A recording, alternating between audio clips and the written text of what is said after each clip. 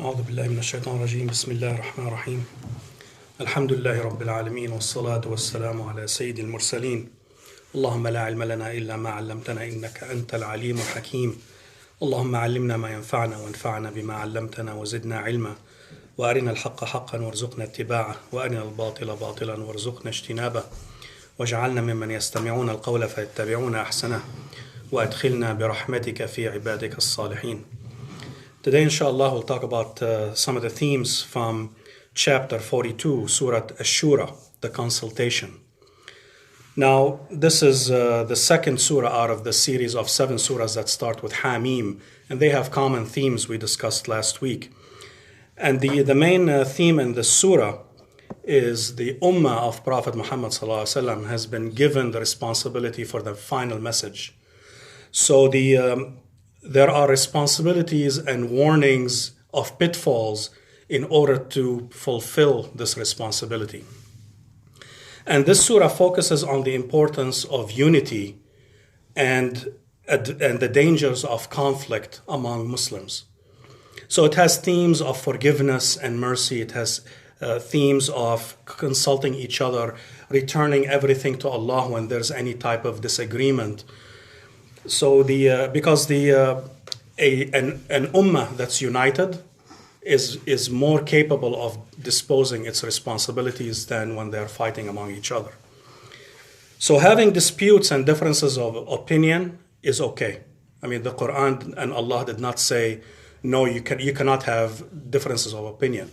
That's human nature.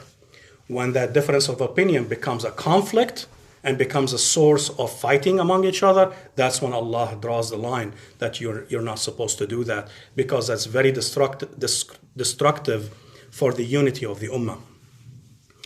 And mutual consultation is a prescribed cure for many of the conflicts, because when somebody does things without consulting others, chances are they're going to make a mistake.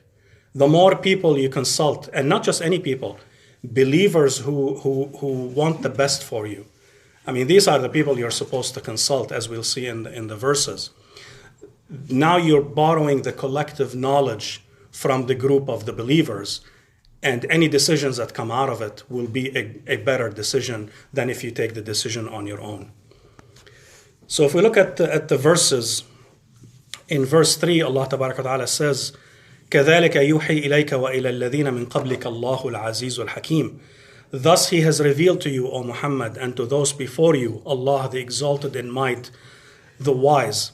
So the source of the message in the Quran is from Allah, as many of the chapters establish that the Quran is from Allah. It's Allah's words. It's not the concoction of Prophet Muhammad ﷺ. It's from Allah.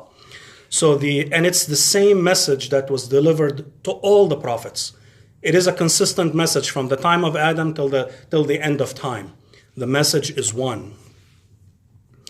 And it's, and the verse is telling Quraysh and telling everyone that this message is nothing new. There were prophets before Sayyidina Muhammad. It is not something new that Allah would send a messenger to warn their people and send with them, books and guidance. So there is precedence. In verse 7, وَكَذَلِكَ أَوْحَيْنَا إِلَيْكَ قُرْآنًا عَرَبِيًّا لِتُنذِرَ أُمَّ الْقُرَى وَمَنْ حَوْلَهَا وَتُنذِرَ يَوْمَ الْجَمْعِ لَا رَيْبَ فِيهِ فَرِيقٌ فِي الْجَنَّةِ وَفَرِيقٌ فِي السَّعِيرِ.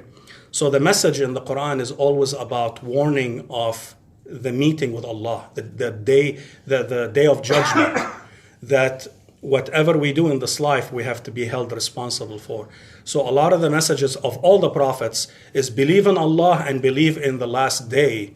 And that should, and then there's guidance in between those two things.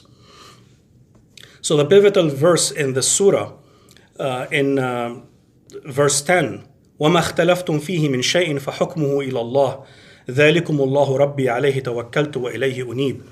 And in anything over which you disagree, if there's any disputes, its ruling is to be referred to Allah. Say that is Allah my Lord, upon him I have relied, and to him I turn back. So when disagreements happen, we refer the matter to Allah. What did Allah say? What did the Prophet ﷺ advise? So these are the references dispute, whenever there's a dispute. You don't use your logic, you don't use your whims, you don't use your power to come up with a decision. It has to be referred to Allah and then to His Prophet sallallahu alaihi wasallam. So the importance of unity and the perils of conflict repeat in the surah, especially in matters of faith.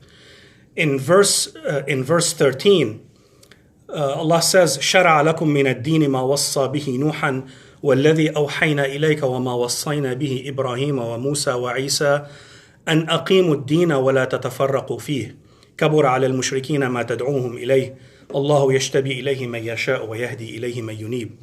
So this Allah Tabarak wa Ta'ala has ordained for you of religion that, what He enjoyed upon Noah and that which has revealed to you, sallallahu alaihi wasallam, and what we enjoyed upon Abraham and Moses and Jesus. And the what has been revealed is to establish the religion and not be divided therein. So that is the main message from Allah. أن أقيموا الدين ولا تتفرقوا فيه. So verse 10 saying if you have a disagreement, refer it to Allah. But when that disagreement becomes conflict, then you must not engage in it, because that affects the unity of the ummah. And it's very destructive. And Allah gives us the example of the nations that came before us, of the Jews and Christians. It says, وَمَا تَفَرَّقُوا إِلَّا مِن بَعْدِ مَا جَاءَهُمُ الْعِلْمُ بَغْيًا بَيْنَهُم. That's the beginning of the verse. That they did not become divided until after knowledge has come to them. So Allah made everything clear. And after they understood everything, then they started quarreling among themselves. And a lot of it is rooted in jealousy and wanting the things that are in this life. Somebody wants the leadership, and we see Muslims today, they fall into the same problems where I want to be the leader. Why should you be the leader? I have more wealth than you do, and or jealousy. You have things I don't have. I'm not following you, and then disagreements happen. It's all because fighting over worldly things that in the hereafter it's meaningless. So Allah is saying, do not, after Allah has clarified all the matters to you, do not disagree among yourselves and get into conflicts over worldly things. So it is a sign of belief that a believer considers himself as part of the community, not higher than them, not below. He's one. A believer is one of the community, and my voice is one, your voice is one, your voice is one, and together our voices should mean something, and nobody should elevate themselves above others, because Allah Tabaraka wa Ta'ala is above all, and all of us are on the same level, like the teeth of a comb, like Prophet Sallallahu Alaihi Wasallam said. So, and in verse 36, Allah says, فَمَا أُوتِيتُم مِّن شَيْءٍ فَمَتَاعُ الْحَيَاةِ الدُّنْيَا وَمَا عِندَ اللَّهِ خَيْرٌ وَأَبْقَى لِلَّذِينَ آمَنُوا وَعَلَى رَبِّهِمْ يَتَوَكَّلُونَ. So whatever you have been given in this life, it is but enjoyment of the worldly life. But what is with Allah in the hereafter is better and more lasting. And the rest of the verse goes through, different qualities of the people, of the believers who deserve that everlasting reward from Allah. It says, لِلَّذِينَ آمَنُوا وَعَلَى رَبِّهِمْ يَتَوَكَّلُونَ. So the first quality is they believe and upon their Lord they rely. They have trust in Allah. So that is the first quality. And then the second one, وَالَّذِينَ يَجْتَنِبُونَ كَبَائِرَ الْإِثْمِ وَالْفَوَاحِشَ وَإِذَا مَا غَضِبُوا هُمْ يَغْفِرُونَ. And those who avoid the major sins and immoralities, and when they are angry, they forgive. So the theme of forgiveness and mercy repeats in the verses. So just like Allah is forgiving and merciful with us, we have to be forgiving and merciful to our fellow man. So that's a good quality. And then verse 38 is the one that has the name of the surah. وَالَّذِينَ اسْتَجَابُوا لِرَبِّهِمْ وَأَقَامُوا الصَّلَاةَ وَأَمْرُهُمْ شُورَى بَيْنَهُمْ وَمِمَّا رَزَقْنَاهُمْ يُنْفِقُونَ. So that's the third quality of these people that's going to have the great reward. And those who have responded to their Lord, when Allah invited them to do something, they responded and they did it. And established prayer and whose affairs is determined by consultation among themselves, and from what we have provided them, they spend. So conflict and division at any level, whether it's family level, at the community level, at the society level, at the nation level, can be traced back to the absence of consultation. Somebody went in and did something without consulting others, or consulting Allah, or consulting the Prophet, and they just did whatever they want. That's when problems happen.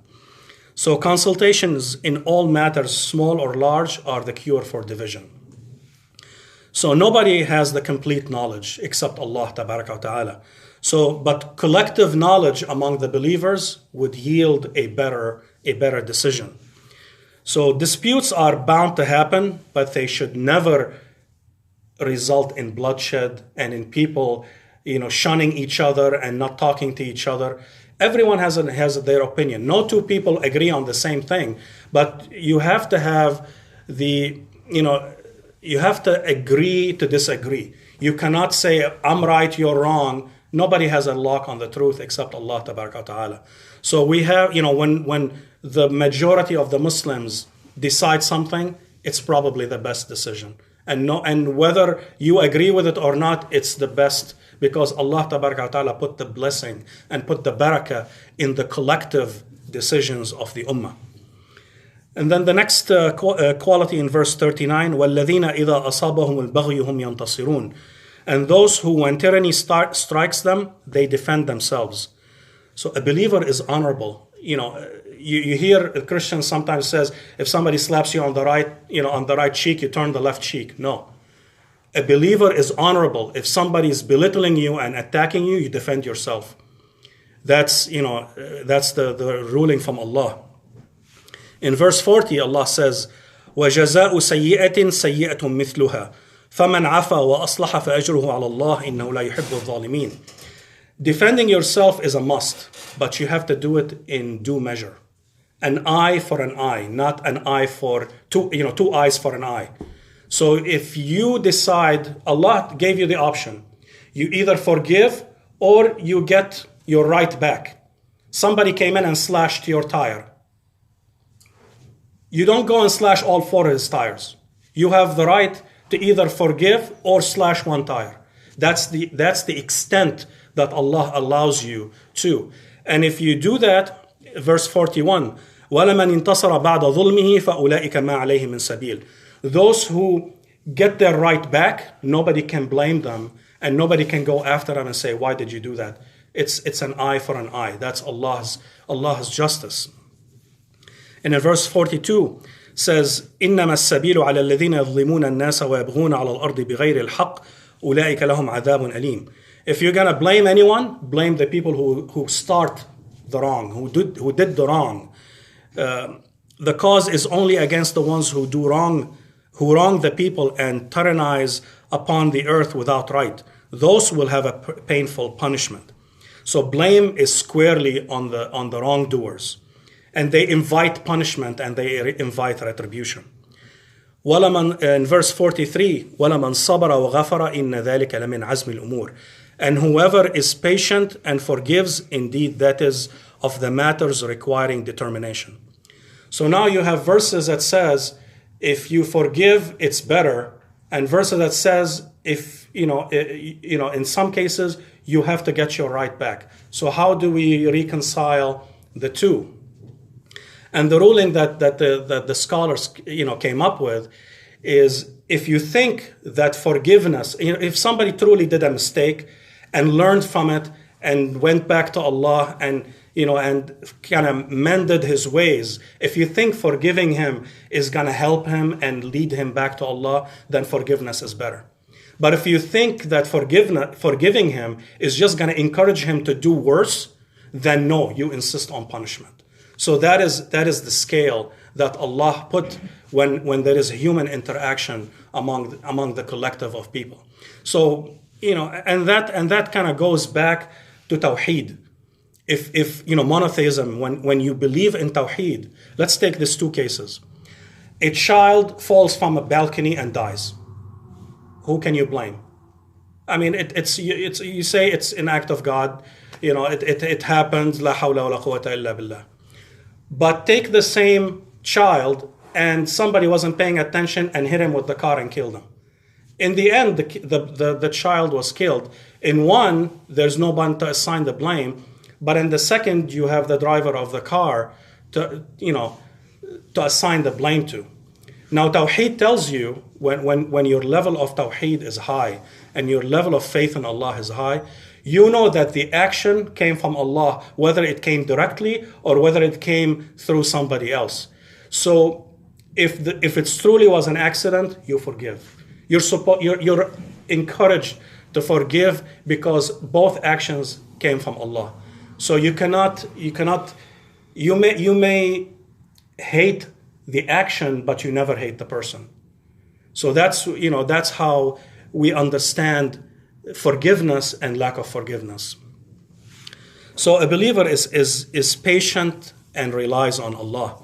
So that's a higher level of faith that to be able to see past the incident, that it's qada and qadar, and Allah destined that, and you accept. And the verse says, فَمَنْ عَفَى وَأَصْلَحَ فَأَجْرُهُ عَلَى اللَّهِ. So whoever pardons and makes reconciliation, that Allah will reward him. Your reward is with Allah, not with anyone else, if you choose that course. So the surah concludes with the virtues of the Quran and the guidance that's in it that we're supposed to follow. That all matters, including disputes, will be returned to Allah for final judgment. Allah says, وَكَذَلِكَ أَوْحَيْنَا إِلَيْكَ رُوحًا مِّنْ أَمْرِنَا مَا كُنْتَ تَدْرِي مَا الْكِتَابُ وَلَا الْإِيمَانُ وَلَكِنْ جَعَلْنَاهُ نُورًا نَهْدِي بِهِ مَن نَشَاءُ مِنْ عِبَادِنَا وَإِنَّكَ لَتَهْدِي إِلَى صِرَاطٍ مُسْتَقِيمٍ. And thus we have revealed to you an inspiration of our command. And Allah, the Arabic term is ruhan. Ruh, it brings life. The commands in the Quran brings life when you implement them, because it leads you to heaven. It leads you to the hereafter where the eternal life is. Because if you don't follow the Quran, you're dead and you're in trouble in the hereafter. But when you follow the commands in the Quran, it brings life to your body for eternity. You did not know what is the book and what is the faith, and we have made it a light by which we guide whom we will of our servants. And indeed, O Muhammad, you guide to a straight path. So in the last verse 53, صراط الله الذي له ما في السماوات وما في الأرض ألا إلى الله تصير الأمور. The path of Allah, to whom belongs whatever is in the heavens and whatever is on earth. Unquestionably, to Allah do all matters evolve. So the ones with weak faith may think that power is in this person or that government or this company or whatever. That's weakness in faith. The people have Tawheed, has strong faith. They know that all matters are with Allah and return to Allah. أَلَا إِلَى اللَّهِ تَصِيرُ الْأُمُورِ. So following Allah's commands keep man on the straight path, and the straight path is the shortest path that leads to heaven. So all matters, including disputes, including everything we do, will return to Allah for final resolution. Walhamdulillahi Rabbil Alameen. Subhanakallah wa bihamdik. Ashhadu an la ilaha illa anta astaghfiruka wa atubu ilayk. Assalamu alaikum wa rahmatullah.